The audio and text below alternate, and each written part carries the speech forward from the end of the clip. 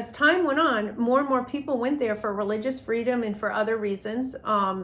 And God prospered these people because, it's a promise in the Bible. When you seek God and you live your life to serve Him, you get the blessings of God. So the blessings of God were on these people. As time went on into the 16 and 1700s, people started falling away from God. So God sent another young man who was also came from a very religious family, and he was pretty from a common background, but extremely educated. His name was Jonathan Edwards. Sounds like a very famous name. I'm sure we've heard of that before. Well, this is where it comes from. And he was a famous minister, and he was instrumental in sparking the fire of the first Great Awakening. And his first sermon was in Fairfield, Connecticut.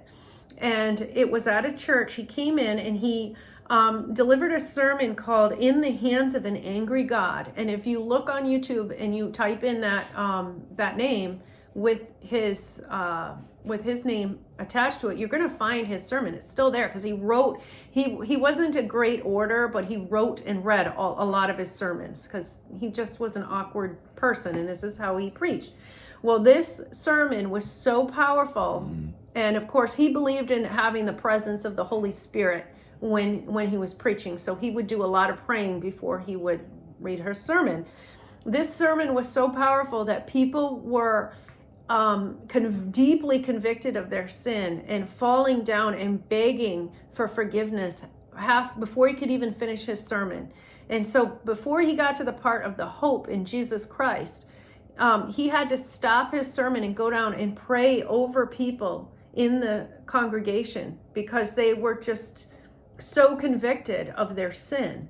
They needed prayer and probably even deliverance at that point.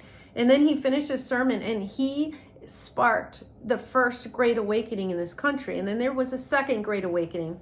But those are important because God was getting ready to do something great in America, and he couldn't do these great things until he turned the people towards him.